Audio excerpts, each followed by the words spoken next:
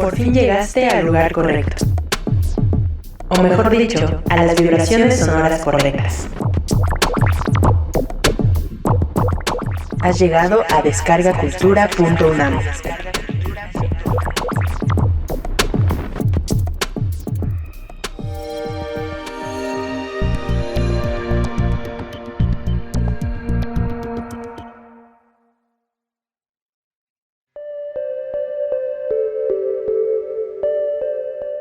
Yo no hubiera sobrevivido la pandemia si no hubiera sido por el apoyo de Descarga Cultura. Durante la pandemia tuvimos que inventar nuevos ritos cotidianos y para mí era muy importante compensar que tenía que lavar trastes mañana, tarde y noche con escuchar algo interesante mañana, tarde y noche. Y además también fue muy importante los cursos de grandes maestros. Eso era como otra experiencia distinta, porque esa además no la oía sola, sino la oía con mi esposo.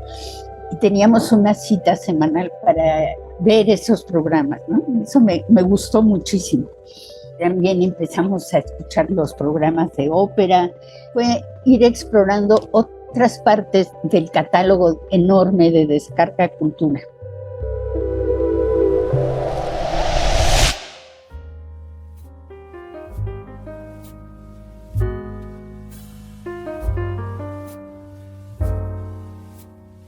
Hola, queridos escuchas, es un gusto que nos acompañen en este nuevo capítulo del podcast de descargacultura.unam.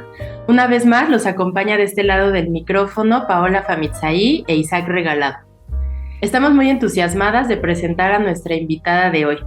Ella es narradora y guionista dedicada a escribir literatura que fomenta la integración a la sociedad de las infancias y jóvenes con capacidades diferentes. Además, ha realizado diversos proyectos de inclusión social. Alicia Molina ha aprendido de la vida que podemos ser más fuertes cuando somos flexibles y que la rigidez nos vuelve muy quebradizos. Querida Alicia, es un gusto que estés con nosotros y que podamos platicar un rato contigo. Bienvenida al podcast. Hola, ¿cómo estás? Aquí estoy para hablar de mi afición a Descarga Cultura. Nos pone súper contentos que estés aquí, que podamos platicar contigo, Alicia. Por supuesto que vamos a platicar de esa afición y sabemos que eres una escucha asidua de nuestro acervo, pero antes yo quisiera comenzar con una pregunta sobre lo que grabaste en 2013 para Descarga Cultura. Las historias que compartiste tienen que ver con los protagonistas de tu libro El cristal con que se mira. En esos 3 relatos, de manera muy natural, haces saber al lector y al escucha de que todas las personas tenemos una limitante en cierto sentido, que tenemos algún reto que superar, alguna complicación que superar, y que a veces no precisamente está dentro de nosotros, sino que lo genera el contexto, ¿no? Entonces, tanto Diego como Emilia y Andrea, pues lo único que quieren es vivir una vida lo más tranquila, lo más sencilla posible, con fiestas, con exámenes, etcétera. Esto nos recuerda mucho a toda tu literatura, pues, cómo haces que tus personajes, siendo diferentes, siendo diversos, busquen esa sencillez en la vida, ¿no? ¿Cómo ha sido a lo largo de tu trayectoria como escritora que fuiste tomando la literatura para hablar de esto, de la inclusión, de las diferencias, de la diversidad? Creo que surge del convencimiento de que la diversidad es una riqueza en todos los niveles y que buscar sociedades o grupos muy homogéneos nos priva de la riqueza de convivir con lo otro, de enriquecernos del otro. Yo tengo una hija con parálisis cerebral. Eso me hizo muy sensible al tema y durante muchos años trabajé con familias para las que el problema no era tanto la discapacidad del hijo como las dificultades y las barreras para la inclusión social. Entonces me di cuenta muy pronto de que en la literatura no están las personas con discapacidad, como tampoco están muchos grupos sociales que han sido tradicionalmente marginados, y que la única manera de que los niños y los jóvenes entren en contacto con esto, es que sean parte del imaginario colectivo, de lo que todos imaginamos. Y al sacarlos de la literatura, los sacábamos de ese imaginario colectivo. Cuando Ana era chiquita, durante mucho tiempo anduve buscando un libro en el que apareciera una niña. No tenía que ser la protagonista, podría ser un personaje absolutamente secundario, pero que apareciera una niña que usara silla de ruedas, para que ella se sintiera identificada. Pues no lo hallé. Lo único que hallé fue Corazón Diario de un Niño, que lo oculté para siempre en el fondo de un cajón, porque la imagen que da de las personas con discapacidad es tristísima. Entonces, bueno, eso me hizo pensar mucho en que teníamos que empezarlos a incluir en nuestras historias.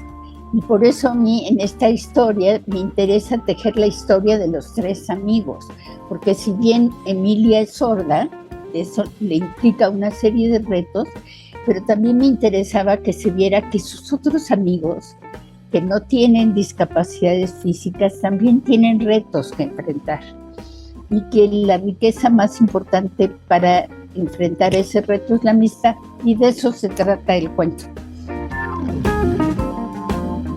Alicia, para ti, ¿qué resonancia y qué experiencia ofrece la literatura en audio? Pues tiene una resonancia importantísima. Estaba oyendo lo que está en Descarga Cultura del libro de Irene Vallejo. Me sentí muy identificada cuando ella habla de cómo su madre le leía por las noches, la oralidad, ¿no? Me parece que es una experiencia que tenemos muchos padres, muchos abuelos, muchos hijos y muchos nietos, que la pasión por la literatura llega por contagio, o sea, no llega por prescripción médica, sino por contagio. Nos contagiamos unos a otros y la única manera de contagiarnos es tener el virus y socializar, como ya nos enseñó el COVID. Entonces, compartir las historias que nos hacen felices es lo que puede hacer que otros pesquen el virus y que se vaya difluyendo. Me parece fundamental y solo se hace a partir de que te dejes poseer por esa experiencia. Yo siento que es un imperativo ético muy importante, porque la literatura descubre la forma más acabada que tenemos los seres humanos de ponernos en los zapatos del otro. Yo siento que solo leyendo, porque el cine te lo da, la televisión medio se acerca, pero no. Es la literatura la que te permite saber qué se siente ser otro, qué se siente, cómo se vive esa otredad. Y siento que esa es una experiencia que todos los niños y todos los jóvenes tienen que tener si queremos una sociedad con valores y ética. ¿Cuál es tu momento preferido o en el que te gusta ponerte a escuchar Descarga Cultura? Escucho todos los días cuando salgo a caminar. Eso es un placer enorme. O sea, ir al parque, encontrarlo verde, como está en esta época, precioso, y ponerme a caminar escuchando a Ruy Sánchez hablar de los jardines de palabras, es un placer enorme. Y también a veces tengo insomnio. Entonces cuando tengo insomnio escucho un cuento, porque me remonta a los momentos cuando era niña y antes de dormir me leían un cuento. Entonces verdaderamente es un gozo poder oír un cuento antes de dormir. Y es una experiencia muy distinta de prender la tele y ver una película en Netflix. Ya no puedo dormir. En cambio, después de oír un cuento, siento que ya acabé mi ciclo, que me puedo ir a dormir. Y son los dos momentos en que oigo más. Alicia, y bueno, de lo que tú conoces, del acervo, de los autores, de las obras que hay, ¿qué otras recomendaciones o títulos podrías darle a nuestros usuarios para que vayan a escucharlo? Por lo menos yo le he recomendado a mis nietos que empiecen por escuchar los clásicos, que me parece más fácil que los oigan a que los lean. Yo te voy a decir las 3 primeras cosas que escuché en Descarga Cultura, hace muchísimos años, no llevo la cuenta, fueron para mí muy transformadores. Fue un curso de poesía de Celorio, en el que yo descubrí por qué no me gustaba la poesía. Yo era muy poco sensible a la poesía, la verdad, y me daba pena porque me muevo en un ambiente donde la gente es muy sensible a la poesía. Yo sentía como una resistencia a la poesía. Y me di cuenta que era porque yo no sé leer. Pero cuando lo escucho bien leído, ¡ay, qué transformación! ¡Qué transformación! Me encantó ese curso de Celorio, que además lee preciosísimo. Y ese curso me metió a escuchar poesía. Es un vano artificio del cuidado. Es una flor al viento delicada. Es un resguardo inútil para el hado. Es una necia diligencia errada. Es un afán caduco y bien mirado, es cadáver, es polvo, es sombra, es nada. Después escuché una conferencia de Luis Villoro, preciosa, que se llama El significado del silencio. Me mandó a la época en que iba a la universidad y salía transformada después de una buena clase.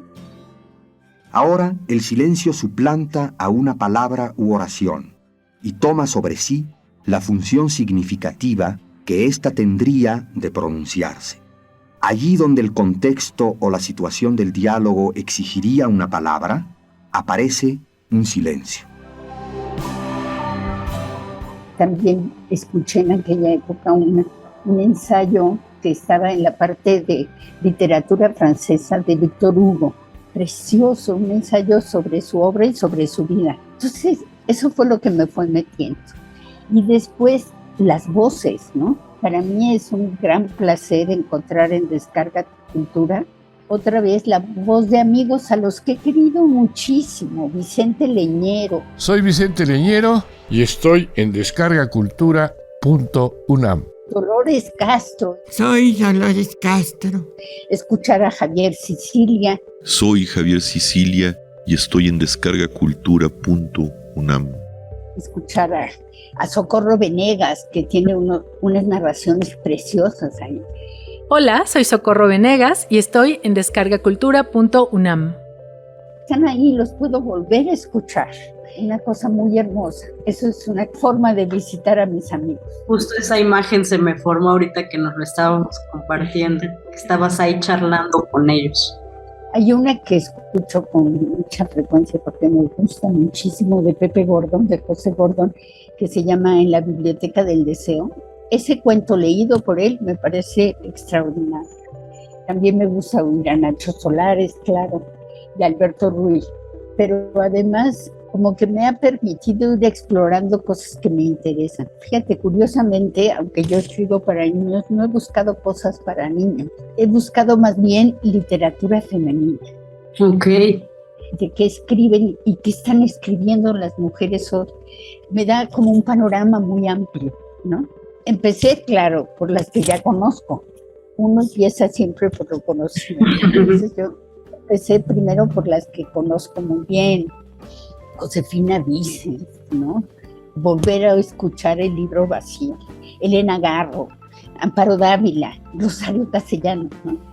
Inés Arredondo, que volví a escuchar Mariana. Pero luego las escritoras jóvenes, que yo nunca hubiera entrado en contacto con ellas si no fuera por Descarga Cultura, ¿no? Hay una chava, Jasmina Barrera, cantó, me gustó muchísimo.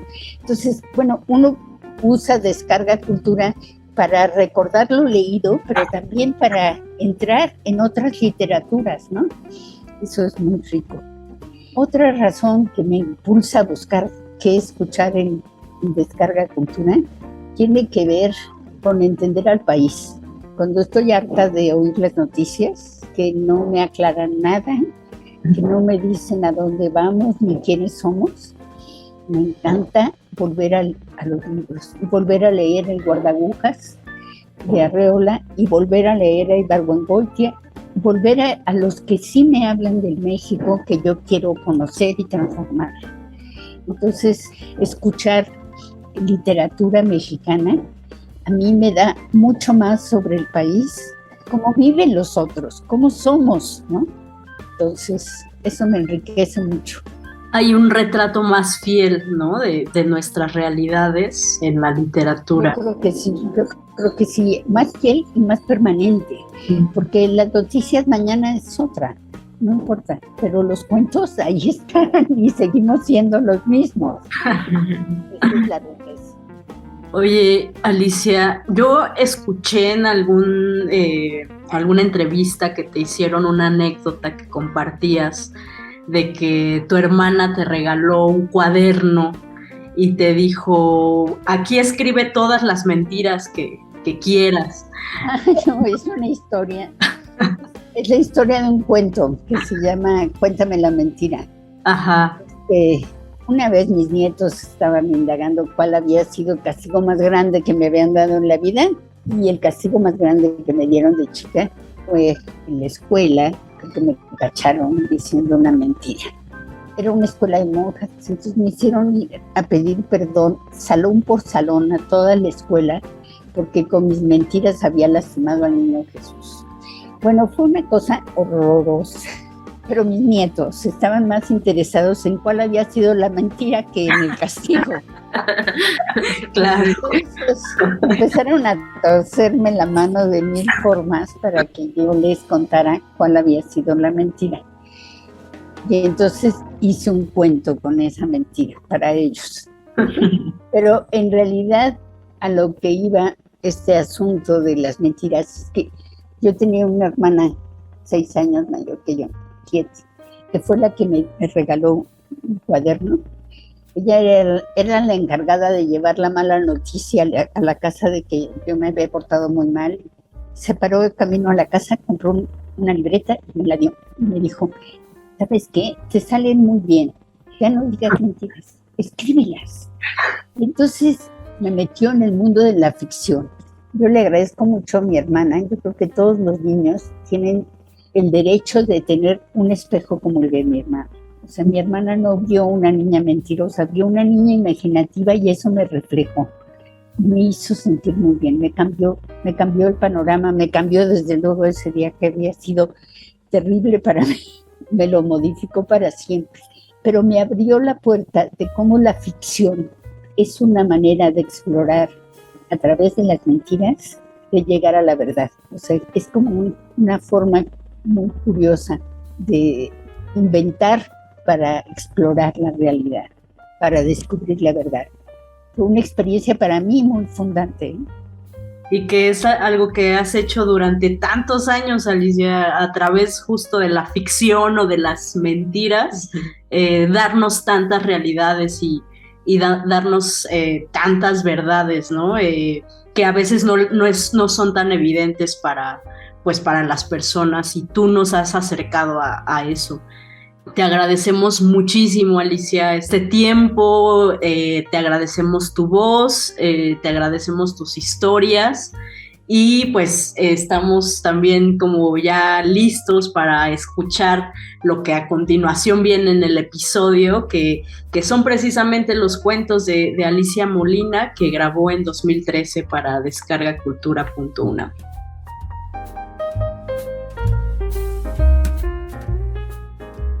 Nada más una invitación, de veras. Claro que sí.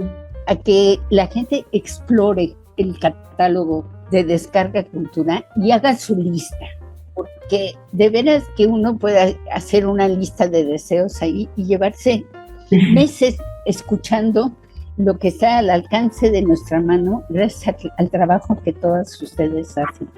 La verdad es que ahora que lo volví a explorar todo, dije, no, pues tengo que hacerlo con cuaderno en mano para que no sea lo que me encontré en Descarga Cultura, sino que sea todo lo que puedo buscar. Tengo ahí una lista enorme, hay que escuchar las conversaciones con Carlos Fuentes, esas charlas son una gozada y habla de cantidad de temas extraordinarios. Si no tiene uno con quien hablar, vamos a hablar con Carlos Fuentes, ¿no? Es una cosa de veras muy gozosa todo lo que ofrecen. Muchas gracias por su trabajo y muchas gracias a Mirna Ortega.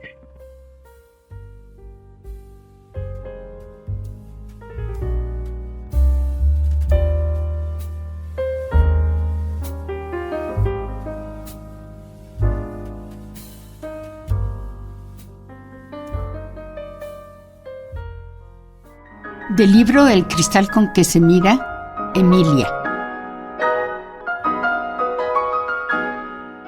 Después de un buen rato de plática, don Germán la miró con curiosidad. ¿Y tú de dónde eres? ¿De dónde voy a ser? De aquí. Tu acento es diferente, como alemán. Ah, sonrió paciente Emilia. Es mi R. Hablo así porque no oigo bien. Yo pensaba que todos los sordos eran mudos. ¿Cómo es que tú hablas? La niña iba a empezar su explicación cuando la voz irritada de Mara contestó a su espalda. Le enseñaron con mucha paciencia. Y aprendió porque es muy inteligente, completó Inés echando bronca. Emilia se apenó. El interés de su amigo no se merecía esa respuesta. Otro día le cuento, don Germán, y muchas gracias por el libro. Nos vemos el lunes. Su despedida se alargaba como una disculpa por el exabrupto de sus hermanas que ya seguían su camino. Cuando las alcanzó, 20 metros adelante, se habían sincronizado en uno de esos diálogos en los que enumeraban sus quejas por turnos. No podía leer sus palabras cuando hablaban de perfil, así que dejó de ponerles atención, pensando que en realidad, y aunque dijeran lo contrario, ninguna de sus hermanas se sentía cómoda con su sordera. Si les pareciera normal, no se ofenderían por la pregunta y contestarían sin problema, como cuando alguien averigua el nombre de una calle. Para Mara, observaba Emilia, era importantísimo que todos reconocieran que su hermanita era normal. Aprendió a hablar, a leer y escribir y con sus aparatos oye todo. Era la explicación que daba a sus amigas y que ella misma quería creer. Inés, por el contrario, la veía como alguien especial, que debía ser reconocida como extraordinaria porque había aprendido a pesar de no oír.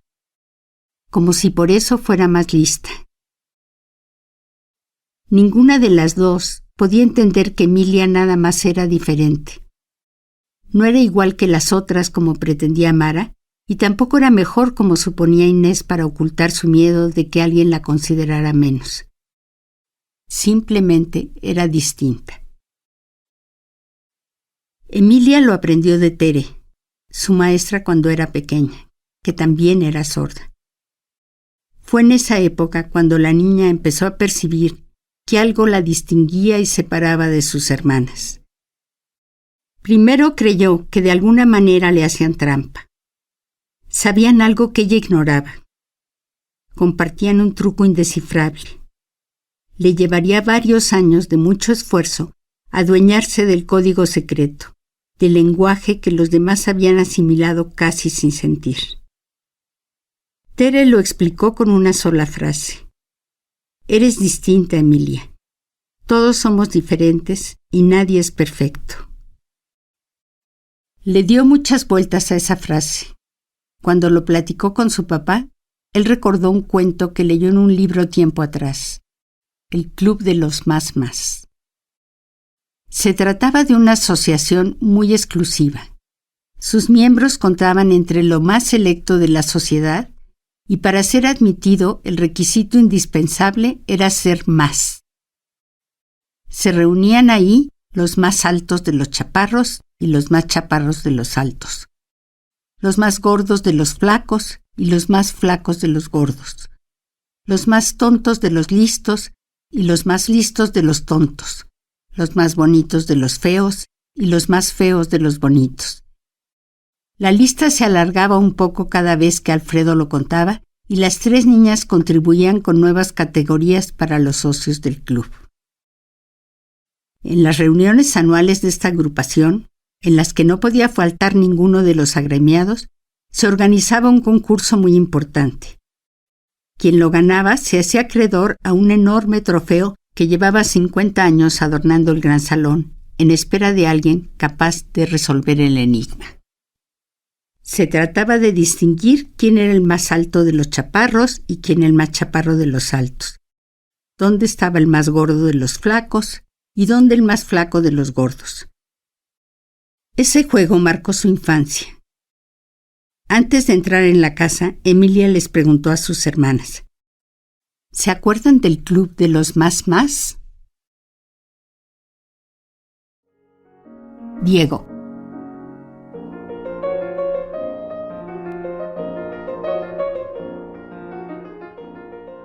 Necesito hablar contigo, le dijo en un tono que bastaba para que ella entendiera que era algo importante. Diego la esperó en el parque, en la misma banca donde platicó con don Germán. Cuando la vio llegar, puntual y contenta, confirmó una de las cosas que más le gustaban de ella, que lo tomaba en serio. Se sentó junto a él, le dio un beso y le compartió nueces garapiñadas calentitas compradas en un puesto a la entrada del parque. Diego se comió más de 10 mientras pensaba cómo empezar.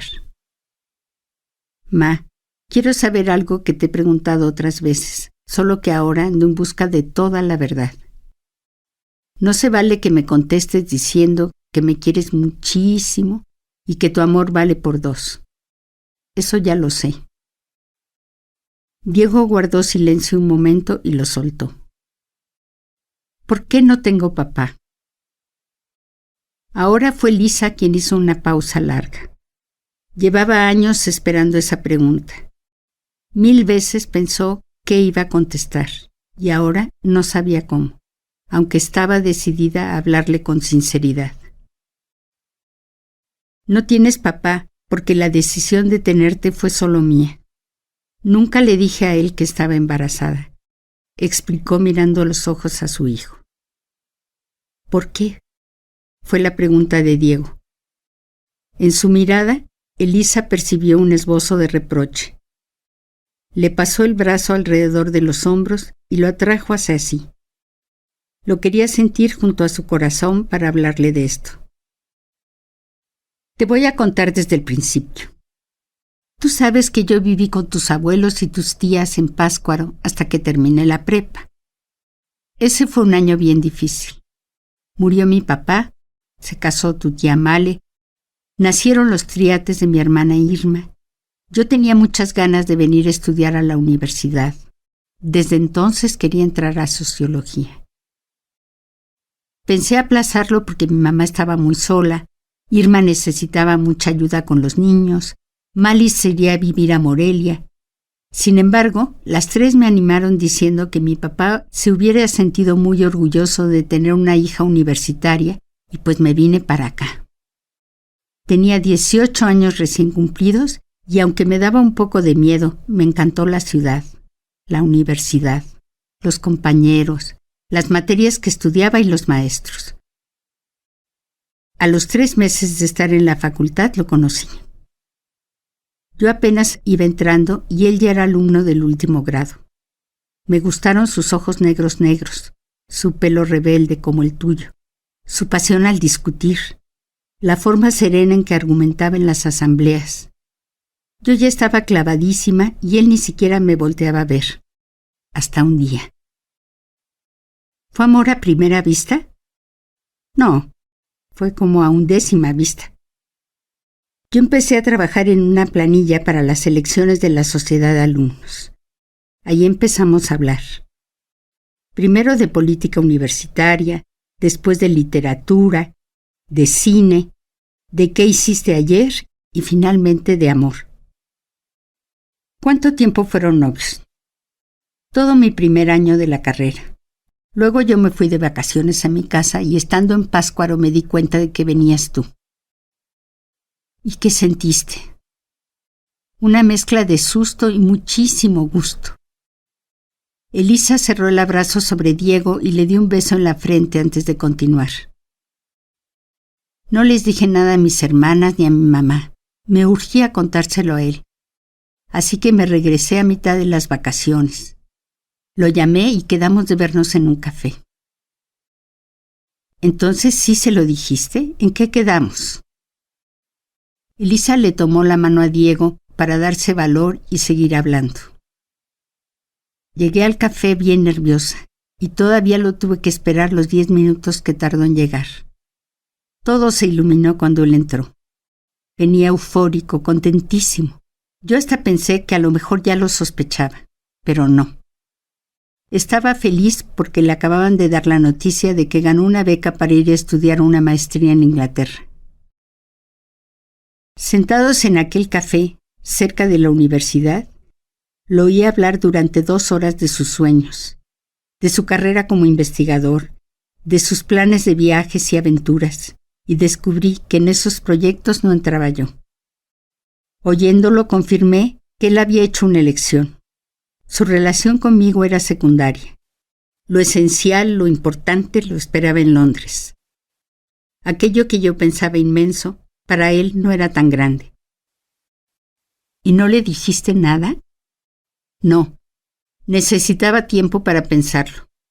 Me fui a la casa de huéspedes donde vivía y ahí, mientras te acariciaba con el pensamiento, estuve dude y dude 3 días y 4 noches, hasta que un miércoles amanecí con la cabeza despejada y la convicción de que tú eras solo mío. No quería forzarlo a una relación que no entraba en su proyecto de vida. Si sus sueños estaban en otra parte, no iba a ser un buen padre para ti, ni una buena pareja para mí. Y como no quería ponerlo entre la espada y la pared, no lo llamé. La primera semana estuve esperando por si él me hablaba, por si lo pensaba mejor y decidía que sí contaba conmigo. Pasaron los días y nada. Supe que andaba muy ocupado con sus trámites y preparativos. Como él quería una despedida sin lágrimas, ni adiós le dije. Regresé a Pátzcuaro y tu abuelita y tus tías te empezaron a consentir antes de que nacieras. A mí se me había quedado un hueco horrible de tristeza que fui llenando contigo, que crecías en mi panza tan quitado de la pena. ¿No le escribiste para contarle cuando yo nací? Ni siquiera tenía su dirección. Además, no la busqué. Él cada día estaba más lejos. Diego se quedó callado un tiempo que a Lisa le pareció interminable. Ya sé que a mí no me podías preguntar porque todavía ni nacía, pero me hubiera gustado que se lo dijeras y que él decidiera si quería ser mi papá. Creo que no hubiera soportado que me dijera que no. Elisa sintió, como 12 años atrás, que el dolor la desbordaba. Se le arrasaron los ojos. Las gotas cayeron primero puntuadas, una aquí y otra allá, y de pronto cayó un chubasco. Corrieron a protegerse bajo un árbol. En 20 metros se mojaron de tal manera que al verse uno al otro se echaron a reír y decidieron dejar de correr. Si ya estaban empapados, podían gozar la lluvia caminando hasta la casa. Andrea.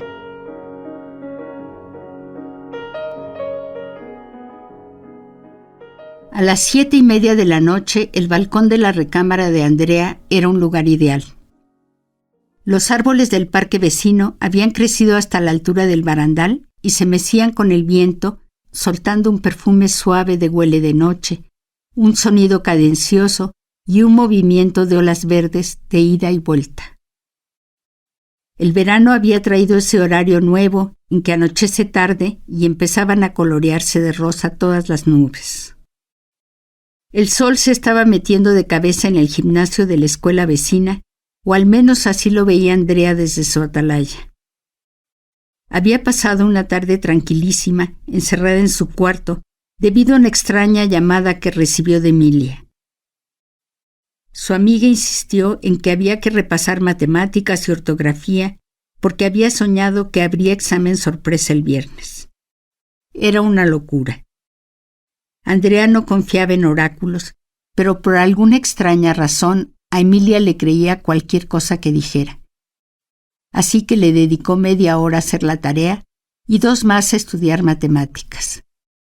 En cuanto a ortografía, pensaba que eso era un don y ella afortunadamente lo tenía. Sin embargo, le entró una duda y tuvo que buscar el diccionario en la tercera tabla del librero, detrás de una enorme caja con fotografías. Una vez que se cercioró de que Holland se escribe con H, volvió a su lugar el pesado tomo y se sentó a revisar lo que había guardado en la caja. Eran las fotos de ese año, que su mamá no había tenido tiempo de organizar en un álbum. Andrea lo habría podido hacer, pero no se atrevió a ofrecerse porque seguro era incapaz de armarlo en el orden perfecto que Elvira había diseñado para eso. Estaban guardadas en sobres y cada uno iba etiquetado con la fecha, la ocasión y los retratados. A Andrea le encantaba ver fotos y recordar qué había más allá de la imagen. Estos instantes congelados le hacían sentir nostalgia por lo que no estaba ahí. En esa, por ejemplo, donde todos reían posando para la foto junto al pastel con el que festejó sus 12 años, la sonrisa que parecía eterna en la cara de todos no duró ni 3 segundos. En cuanto Matilde tomó la foto, empezó el pleito. Resulta que la tía se empeñó en saber qué deseo había pedido la del cumpleaños. Era una pregunta muy indiscreta y Andrea no estaba dispuesta a contestarla, así que le dio el avión diciendo: «Si te lo digo no se cumple». Eso hubiera sido suficiente para frenar la curiosidad de cualquier adulto normal, pensó Andrea, pero no funcionó para la tía Matilde. Insistió e insistió hasta que hizo insistir a la mamá y al papá de Andrea. Entonces fue cuando ella estalló y dijo suave y clara la verdad. «Mi deseo es que se acaben por fin tus vacaciones, tía». Por haberlo dicho en voz alta, estuvo a punto de no cumplirse. Solo para educarla, decidió quedarse 15 días más. Andrea revisó uno por uno los sobres formaditos cronológicamente. De pronto constató algo que ya había percibido antes, pero que ahora tomaba forma de manera evidente. A partir de la visita de la tía Matilde, se esfumó la sonrisa de su familia. Sí, parecía que la vieja se las hubiera robado del rostro, limpiando con un pañuelo la expresión de felicidad que cada uno de los 3 tenía, para empaquetarlas todas arrugadas en el fondo de su maleta panzona, junto con los hilos de colores, sus recetas de jarabes amargos, sus enormes pantuflas color rosa y los tubos en los que enroscaba su cabello por días y más días. Era cierto, podía separar las fotos en 2 grupos, antes y después de tía Matilde, solamente atendiendo a las caras de funeral que les dejó a los 3. Sin embargo, fijándose bien, no tenían la misma expresión. Su papá se veía triste, su mamá enojada, y ella se reconoció con una cara de no estar ahí. Andrea se miró y se miró. Había fotos de ella montando en bicicleta. En la cara se le veían las ganas de estar patinando. En otra foto jugaba con su prima Amanda, pero clarito se notaba que hubiera preferido estar con Diego y Emilia. En aquella en la que traía el vestido verde de encajitos, enseguida se veía que añoraba sus pantalones vaqueros. Y así en todas, no se hallaba. Se fue a buscar en otros álbumes de años anteriores y se encontró. Se dio cuenta de que todavía el año anterior se reían los 3, que se abrazaban más fuerte en los cumpleaños, que su mamá no fruncía los labios como retenían del aire que le hacía resoplar su enojo, que su papá no tenía esa mirada agüitada y perdida y que ella era mucho más ella misma. Se veía que cabía en su cuerpo, se reía de adentro para afuera. Guardó los álbumes en el orden que su mamá les había inventado y se fue a la terraza a pensar, pero no se le ocurrió nada. Se quedó quieta, sintiendo como el aire y los árboles y el cielo le apaciguaban el alma muy poco a poco.